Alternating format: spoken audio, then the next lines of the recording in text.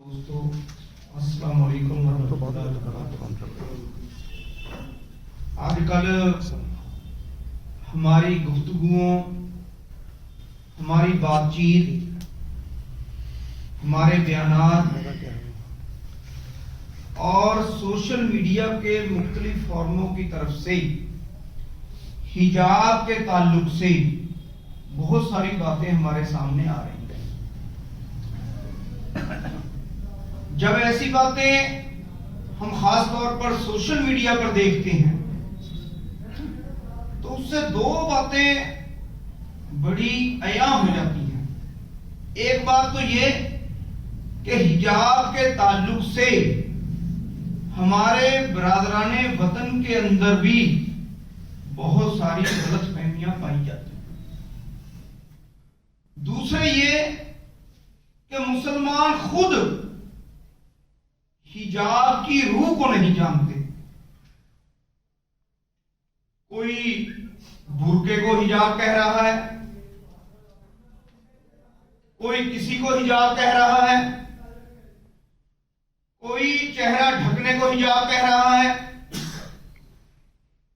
تو ان حالات میں سب سے پہلی ضرورت یہ ہے مسلمانوں کی کہ اس اہم معاملہ جو آج پورے ہندوستان میں موضوع بحث بنا ہوا ہے، مسلمانوں کے لیے یہ ضروری ہے کہ وہ برادران وطن کے دلوں سے اس کے تعلق سے غلط فہمیاں دور کریں۔ جو غلط فہمیاں ان کے اندر پائی جاتی ہیں، ایک بڑی غلط فہمی ہمارے برادران وطن میں یہ پائی جاتی ہے کہ مسلمان اپنی عورتوں کو گھروں میں بند کرنا چاہتے ہیں، ان کی تعلیم کے دشمن ہیں، انہیں وہ حقوق نہیں دیتے جو دینے چاہیے۔ تو اس طرح کی جو باتیں برادران وطن کی طرف سے آ رہی ہیں، تو مسلمانوں کا یہ فرض بنتا ہے کہ ہمارے تعلقات برادران وطن کے ساتھ بہت وسیع اور گہرے ہونے چاہیے تاکہ حجاب کے تعلق سے ان کی غلط فہمیوں کو ہم دور کر سکیں۔ دوسری بات یہ کہ مسلمان جس ناواقفیت کا مظاہرہ کر رہے ہیں، اور کوئی پروٹیسٹ اٹھا کر دیکھ لیجئے، بیانات سن لیجئے، مسلمانوں کی گفتگویں دیکھ لیجئے، حجاب کی جو روح ہے اس سے وہ خالی نظر آتی ہیں۔ حجاب کی روح کیا ہے، اس کے بارے میں اپنے مختصر وقت میں کچھ باتیں آپ کے سامنے عرض کرنا چاہتا ہوں۔ پہلی بات یہ، مسلمان یہ سمجھتے ہیں کہ حجاب جو ہے ایک اختلافی مسئلہ ہے۔ میرے بھائیوں، حجاب کوئی اختلافی مسئلہ نہیں ہے، یہ الہی تعلیمات ہیں، دینی تعلیمات ہیں، اور سر سے پیر تک اپنے جسم کو ڈھانپنا یہ حجاب ہے، اور اس میں کسی کا کوئی اختلاف نہیں ہے۔ اختلاف چہرے، ہاتھ اور قدموں میں ہے، بس۔ حجاب کے تعلق سے کوئی اختلافی مسئلہ نہیں ہے۔ میں ایک عالم دین کی بات سن رہا تھا، انہوں نے پہلا سینٹنس یہ کہا کہ حجاب تو جی اختلافی مسئلہ ہے۔ تو حجاب کوئی اختلافی مسئلہ نہیں ہے۔ چہرہ، ہاتھ اور ہمارے قدم جو ہیں، اس کے تعلق سے اختلاف ہے۔ حجاب تو پہننا ہر مسلمان عورت کے لیے ضروری ہے۔ دوسری بات جو مسلمانوں میں بہت پھیل رہی ہے کہ حجاب جو ہے ہماری قومی علامت ہے، ہماری نشانی ہے۔ ایسا بھی نہیں ہے، یہ تعلیم الہی تعلیمات پر مشتمل ہے، اور یہ حجاب جو ہے جس طرح اسلام سب کے لیے ہے اسی طرح حجاب تمام انسانوں کے لیے ہے، مردوں کے لیے بھی ہے عورتوں کے لیے بھی ہے۔ اسے لباس تک محدود کر دینا ہم سب کی نادانی ہے۔ تو سب سے پہلے ہمیں یہ سمجھنا چاہیے کہ اس حجاب جو ہے ایک ویلیو ہے، آفاقی قدر ہے حجاب، اور اس کا قدیم، یہ اتنا قدیم ہے اور اتنا وسیع ہے، اتنا گہرا ہے، جس کو سمجھنا ہمارے لیے اہم ضروری ہے، بہت ہی ضروری ہے۔ اور اسلام میں حجاب جو ہے پوری زندگی کا احاطہ کرتا ہے، ہمارا طرز زندگی ہے حجاب، صرف لباس تک محدود نہیں ہے۔ اور حجاب جو ہے امت مسلمہ کے رویوں کو طے کرتا ہے کہ اس امت کا رویہ کیسا ہے، ان کا طرز زندگی کیسا ہے۔ تو حجاب کو صرف لباس تک محدود کر دینا اور صرف برقعے کے بارے میں باتیں کرنا یا چہرے کو چھپا لینا، حجاب یہ بھی حجاب کا حصہ ہے، پورا حجاب نہیں ہے، حجاب کا حصہ ہے یہ۔ تو اگلی چیز یہ، اذان بند کر دو، یہ بند نہیں کر تھوڑا جا، ہاں جی۔ تو دوسری چیز یہ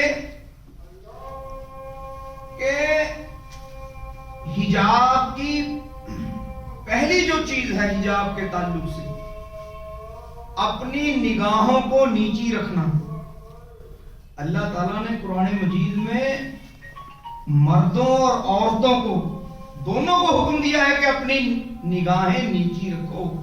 حجاب کی پہلی قدر یہ ہے، پہلی چیز حجاب میں یہ ہے کہ کوئی مرد کوئی عورت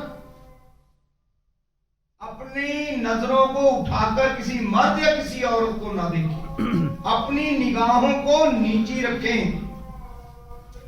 پھر آج کا زمانہ، ہم کمپیوٹر روزانہ چلاتے ہیں، ٹی وی بھی دیکھ لیتے ہیں، موبائل تو ہمارے ہاتھوں میں ہے، وہاں بھی ہمیں اپنی نظروں کو نیچی رکھنا چاہیے، نگاہوں کو نیچی رکھنا چاہیے۔ کئی بار انسان بازار میں یا اپنے محلے میں تو آنکھیں نیچی کر لیتا ہے، لیکن موبائل میں اور کمپیوٹر میں بڑے آنکھیں پھاڑ پھاڑ کر دیکھتا ہے، تو وہ بھی حجاب میں شامل ہے کہ نگاہوں کو نیچا کیا جائے۔ دوسری بات یہ حجاب میں شامل ہے کہ لباس ساتر ہو، جو ہمارے ستر کو ڈھانک لے، مردوں کے بھی عورتوں کے بھی۔